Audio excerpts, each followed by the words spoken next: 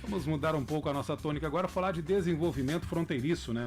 O que acontece em Foz, o que acontece em Porto Iguaçu, o que acontece em Cidade do Leste, já que nós estamos numa área maravilhosa do planeta, de irmandade, de uma busca das mesmas culturas, às vezes até, né? É isso, Moacir. A gente vive numa área privilegiada, talvez do mundo, né? Numa fronteira trinacional, num trânsito de culturas, uma integração entre povos e culturas, né? E também, claro, com particularidades, características que resultam desse processo, né? Dessa proximidade dos países, das cidades, né? E um pouco dessa complexidade, o IDESF, que é o Instituto de Desenvolvimento Econômico e Social de Fronteiras, está abordado, tem abordado esse assunto em alguns estudos que vem fazendo já de algum tempo, né? E acabou agora, recentemente, de lançar um diagnóstico de desenvolvimento relacionado às cidades gêmeas do Brasil, né? Que inclui Foz do Iguaçu e outras 32 cidades no país. Então, para tratar um pouco sobre esse tema, a gente convidou o economista Luciano Barros, que é o presidente do IDESF, está aqui conosco. Obrigado por vir. Bom dia, Luciano. Obrigado, Paulo. Bom dia, ouvintes. É um tema de relevante importância na nossa região. Ainda mais nesse momento, né, decisivo que o país está vivendo, né, discutir o desenvolvimento, discutir formas de aquecer a economia, de fazer a economia crescer, passa também pela eleição, passa por discutir bons nomes para nos representar e para guiar os executivos do Paraná e do Brasil. E vocês apresentaram esse diagnóstico para os candidatos a presidente e a governadores, né, Luciano? Exatamente, não foi à toa que esse diagnóstico sai pré-eleitoral. É uma forma de que nós possamos mostrar aos candidatos que estão pleiteando assumir os cargos públicos, que conheçam a realidade dessas áreas de fronteira, que são diferentes do resto do país. Embora os índices, o Brasil precisa repensar uma série de políticas para impactar nesses índices que muitas vezes estão muito ruins em todo o território nacional. Mas as fronteiras têm uma particularidade, são regiões. Eu até diria uma frase: Brasil, um país chamado fronteira. Porque nós temos 16.800 quilômetros de fronteira. São 122 municípios na linha, 32 cidades gêmeas, 588 municípios na faixa de fronteira, 11 milhões de pessoas vivendo aí. Não se pode negligenciar isso. Parece que as políticas públicas dos governos centrais, né, no governo federal, do próprio governo estadual, são distantes dessa complexidade, né? Tratam políticas de maneira geral para todos os municípios, para todos os estados, mas sem uma ênfase muito grande nessas cidades fronteiriças aí que têm suas características. Paulo, Luciano, permite complementar a pergunta do Paulo, no sentido assim, eu acho que os governos centrais, principalmente o governo federal, sempre trata a fronteira, quando trata, sob o viés da segurança. E não passa disso. É exatamente isso. As capitais parecem estar muito longe das fronteiras, né? Mas não só longe fisicamente, mas longe do entendimento. E as fronteiras brasileiras, elas estão extremamente vulneráveis. Uma vez que se dá conta de que todo o armamento, toda a droga, todo o contrabando que ingressa no país entram pelas 16.800 quilômetros de fronteira, o governo federal olha para isso como algo extremamente negativo. Nossa, a fronteira precisa ser vigiada. Primeiro passo, né? Mas eles não entendem, e aí é uma complexidade também de todo o resto do Brasil. A melhor forma de combater criminalidade é dando infraestrutura para o país, investindo pesadamente em educação para que essas pessoas tenham emprego e renda digno. Depois você não vai ter. A criminalidade é justamente o reflexo de políticas públicas mal aplicadas que estouram na segurança pública. A segurança pública carrega todo o ônus de uma cadeia que não funciona. Então, por aí precisa se olhar as fronteiras. Eu acho que essas regiões, e esse diagnóstico demonstra isso, que nós temos um déficit educacional gigante nessas áreas, até piores do que a realidade brasileira. Isso se traz para um reflexo imediato no emprego e renda, porque se eu não tenho um jovem que está nas trincheiras do crime, abandona a escola, ele vai trabalhar em emprego digno como?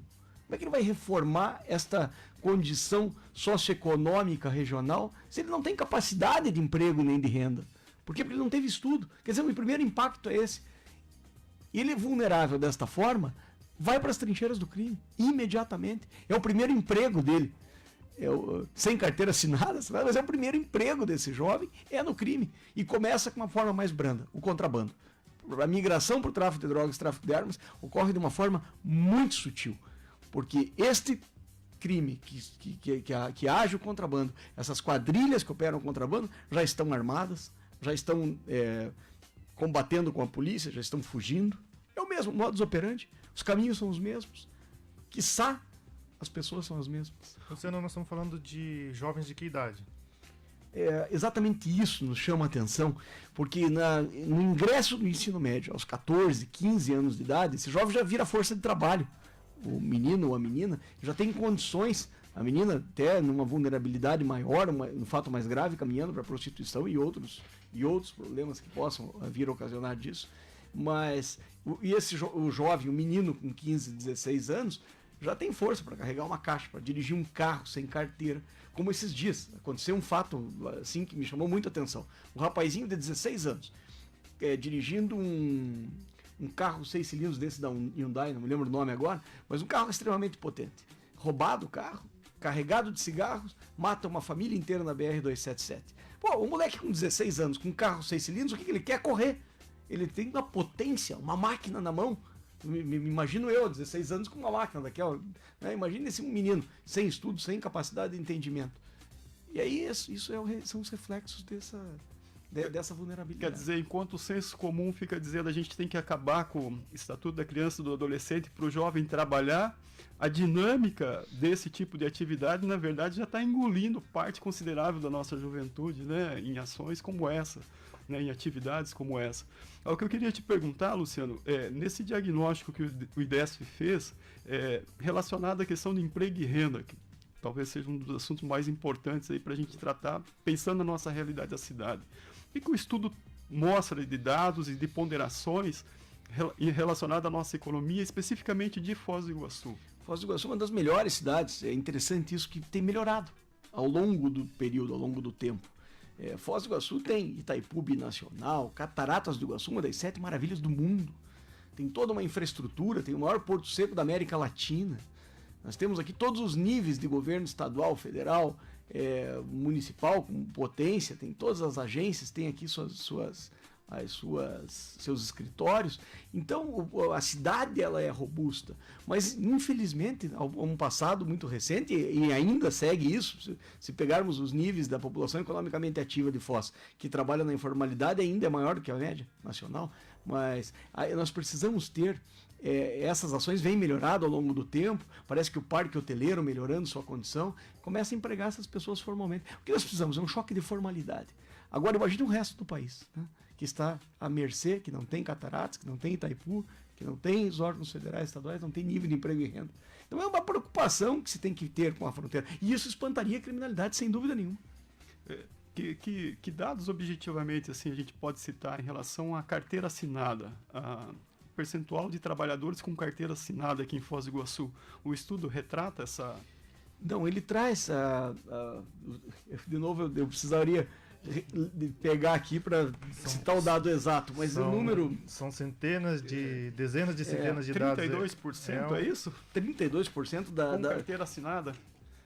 Da economia formal, exatamente, ou carteira assinada, ou tem empresa, ou tem... Quer dizer que 1/3 da nossa população economicamente ativa está ligada a atividades formalizadas. Exatamente, o resto está na informalidade. É baixo esse índice, né? É muito baixo. E precisa se repensar isso, sem dúvida nenhuma, porque a formalidade, a formalização das economias, ela traz impactos extremamente positivos.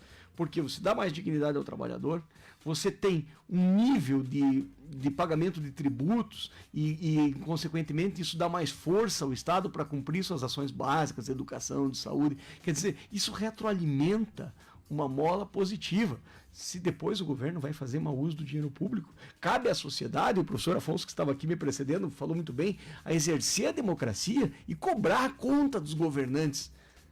Como é que nós vamos aplicar melhor esses recursos? Mas isso ainda é um número, ainda são números extremamente preocupantes. 32,7% apenas da população economicamente ativa de Foz do Iguaçu trabalha na formalidade. Isso é realmente impactante. Luciano, em relação a nossa relação de Foz do Iguaçu com as demais, com o Estado, com o governo federal, né? Como é que é a autonomia de Foz do Iguaçu? A gente consegue viver sem depender do governo estadual e do governo federal? Que tipo de análise o IDESF faz dessa situação a partir dos estudos? Para vocês terem uma ideia, Foz do Iguaçu depende do governo federal e estadual em torno de 57%, 56,3% de dependência do governo federal. Ou seja, ainda com tudo isso, nós ainda não temos uma capacidade de geração de riqueza. E isso cabe ao município um esforço na formalização das economias, na busca de arrecadação, ou seja, se tem setores aí que ainda sonegam impostos, esses setores devem ser fiscalizados, isso demanda gente, demanda infraestrutura, mas é muito importante que se olhe isso, porque não é possível, né? Só 43% de autonomia tem o município de Foz do Iguaçu. Ainda tem um grau de dependência extremamente elevado, mas imagine o resto das fronteiras. Eu tenho cidades como, por exemplo, vou pegar um número aqui, Coronel Sapucaia, no Mato Grosso do Sul, depende 90% do governo federal estadual. Então, quer dizer, não gera riqueza. Como é que vai sair desse grau de subdesenvolvimento se nós não temos uma política de avanço? Luciano, eu vou te fazer uma pergunta, mas antes eu vou te colocar num contexto que é bem simbólico, né? A gente fala muito da questão da educação e dos presídios. Eu acho que o que o estudo destaca de forma bem relevante é esse olhar para além da segurança na fronteira, para além do aparelhamento da Polícia Federal ou outros órgãos de segurança. O Paulo aprofundou bem a questão do emprego, da renda, e você falou da importância da educação. Então, em outras palavras, leva a crer que, por exemplo, nosso centro do governo estadual, Curitiba, Palácio do Iguaçu, né, nossos governadores, eles deveriam ter uma atenção maior à nossa educação, sendo que você falou que o gargalo hoje é o ensino médio, o jovem a partir de 14 anos, sai do ensino fundamental e vai para o ensino médio.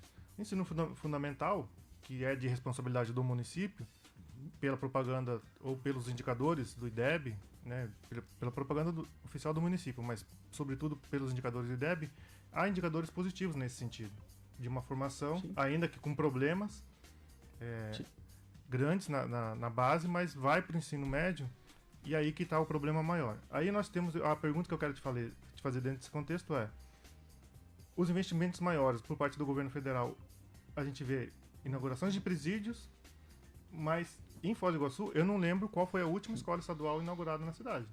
É interessante, A pergunta é, você lembra qual foi a última escola que o governo construiu e inaugurou aqui recentemente em Foz do Iguaçu? De fato não lembro, mas há uma corrente que fala, justamente traz esse paralelo, né?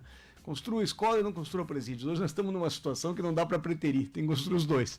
Porque presídios de qualidade, né, que não permitam que correntes, facções criminosas tomem conta e acabem contaminando toda essa... Você dizer, qual é o objetivo do presídio? Tirar o cidadão de circulação da sociedade, que cometeu um delito, e até, primeiro ato, punição. A segunda coisa é tentar uma forma de ressocialização desse camarada. Agora, as condições que esses presídios estão, ressocializa alguém? Quer dizer, estamos mal cumprindo o processo de punição. Porque daí ele vai ao presídio totalmente desorganizado, sem infraestrutura. Não sei se vocês já tiveram a oportunidade de estar em algum presídio, em alguma ocasião. Já foi repórter policial. Aquilo ali é uma masmorra medieval. Agora, também não encarcerar esse cidadão que vai lá, que comete um homicídio, comete um latrocínio, comete crimes contra o patrimônio público. Quer dizer, aí sem punição também não pode. Agora, então nós estamos naquela situação, deixamos criar isso, agora tem que fazer os dois, e urgentemente, fazer presídios com qualidade também, para que esse camarada chegue lá dentro e tenha a punição com dignidade, embora às vezes ele cometa crimes sem dignidade, mas ele deve ter essa dignidade, mas também ter rigidez nesse cumprimento dessas penas. Isso não é possível. Mas a escola, como é que a gente vai trazer esse jovem para a escola? Como é que vai tornar a escola atrativa para o jovem de 16 anos? Eu acho que o modelo de educação do Brasil, esses dias estava discutindo com um professor, você vai estudar física, química, matemática, não sabe para que você está estudando aquilo com 15 anos de idade. você entra em parafuso. Nossa, mas para que eu preciso entender isso? Acho que nós temos que começar a caminhar para um tipo de educação mais prática, mais pragmática, que ensine para o camarada, olha, você está estudando aqui física, é porque se você for engenheiro, você vai montar uma casa, você vai precisar entender a potência disso aqui, e sabe, começar a trazer elementos para dentro do ensino médio que sejam interessantes e que sejam base para que esse aluno saia com um caminho profissionalizante ou com alguma ideia do que ele vai fazer na vida. Ou seja o ensino tem esse sabor de também de dar essa dignidade para que o aluno entenda o que é que ele está estudando ali e quais as ferramentas, que caixa de ferramenta ele sai na mão a partir daquilo ali. Mas isso não foi em virtude, por exemplo, da criação de tantas e tantas faculdades, universidades. Hoje você está formando o jovem para ser mercado para as universidades. Em outros tempos, a grande meta era o ensino médio para você fazer um curso técnico. Então você ia ser torneiro mecânico, eletricista. Hoje meio que apagou o curso técnico para jogar você no ensino médio para formar alguém para ser um banco de universidade. Sem dúvida, há um fetiche aí trazer o aluno para a universidade. Eu acho que sim, é importante termos cada vez mais pensadores e mais pessoas, mas também avaliar a qualidade desse ensino do universitário, porque isso também só formarmos diplomas aí não tem cabimento, né? Um dos fatos aí que nós estamos vendo, um fenômeno novo, é a explosão dos cursos de medicina no Paraguai.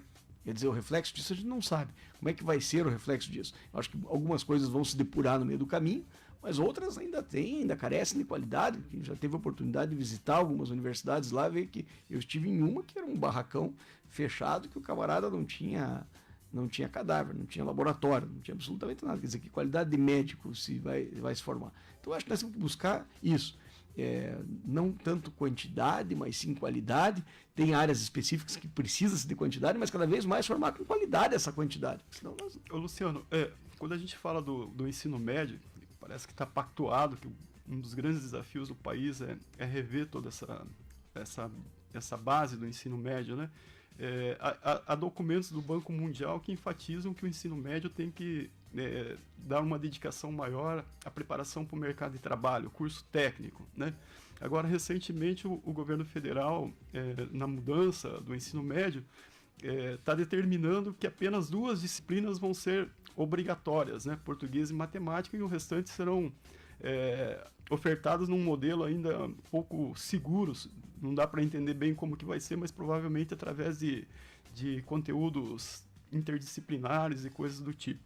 Aqui a gente não está na contramão de buscar uma solução efetiva para o ensino médio, adotando práticas como essas, no momento que a gente precisa cada vez mais de formação humana, formação qualificada, técnica, para formar o estudante, tanto para o mercado do trabalho como para a vida, né? Para que ele seja um cidadão melhor, para que ele encare a vida com mais solidariedade, com mais coletividade, né? Será que reduzir esses conteúdos é um caminho nesse momento que a gente está passando pelo país? Eu acredito que o caminho é tentar trazer mais humanidade, sim, para o ensino. Eu acho que preparar os cidadãos para cada vez estarem melhores. Essa redução de conteúdo me parece um avanço. Alguns países, principalmente na Europa, eu tenho um caso que eu conheço muito próximo, eu tenho uma filha estudando na Inglaterra, fazendo ensino médio lá. E elas têm menos matérias, quem sabe, que o Brasil, mas têm matérias preparatórias para a vida. Então, eles estudam lá global política à tarde. Então, eles estudam política global, eles trazem e as matemáticas, as coisas eles começam a eleger matérias que eles vão utilizar a partir do seu perfil. Eu tenho um perfil que eu sou muito bom em exatas. Eu vou forçar na matemática. Eu vou trazer elementos de exatas para que você, se for pegar uma carreira de engenharia, uma carreira de economia, você tenha ferramentas suficientes para isso. E vou preparar esse aluno para o mundo. Para as questões mundiais, aí sim questões humanitárias, questões que ele começa a ter um entendimento de que ele não é uma ilha e que ele não está ali fazendo uma carreira solo. Ele está fazendo uma carreira que vai ter que beneficiar pessoas, devolver isso para a sociedade. Tem um economista da Universidade de Chicago, o Hackman, que ele fez um estudo dizendo o seguinte, que cada dólar investido na educação, de forma consciente, ele devolve ao longo da vida $16 para a sociedade. Então, quer dizer, nós temos que investir nisso, na humanização realmente desses conteúdos. Agora, como eles vão fazer? Como será fiscalizado no Brasil? É outro aspecto que a gente não sabe. É um nó, né?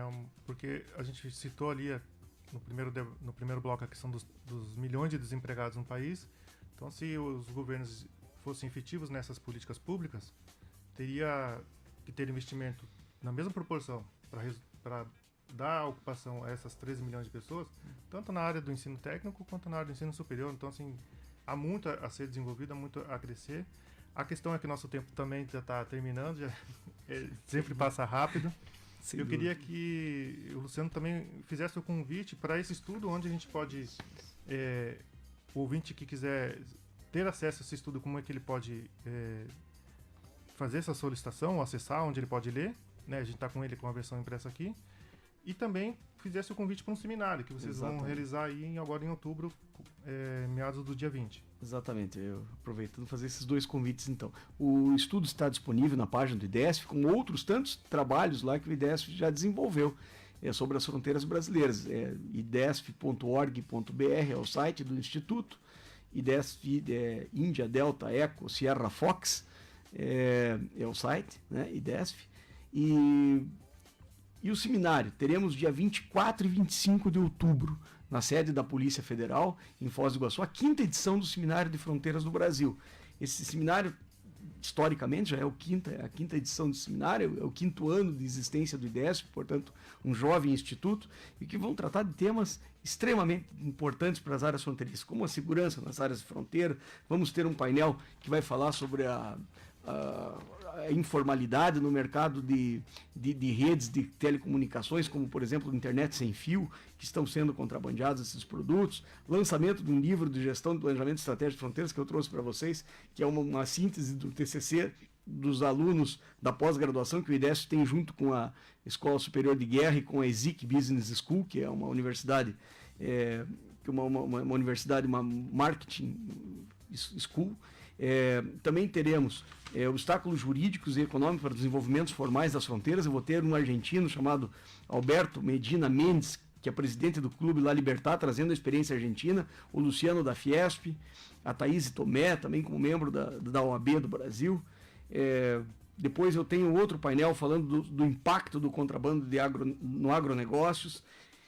Enfim, a realidade do tráfico de pessoas nas fronteiras brasileiras, uma homenagem ao nosso querido, saudoso padre Maurício Camatti, que veio a falecer recentemente em um acidente automobilístico.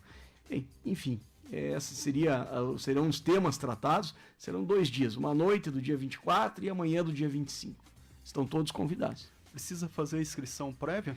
É muito importante, o auditório da Polícia Federal tem uma limitação, se não me engano, de 280 lugares. Então, a partir do momento que tivermos 280 inscritos, será encerrada a inscrição. Não custa nada, a não ser 1 quilo de alimento, que será destinado a uma entidade assistencial na nossa região. Então, façam suas inscrições pelo site também do IDESF e estão todos convidados. Obrigado, Luciano, e um bom final de semana para ti. Muito obrigado pela atenção, obrigado, Moacir, Paulo e Alexandre.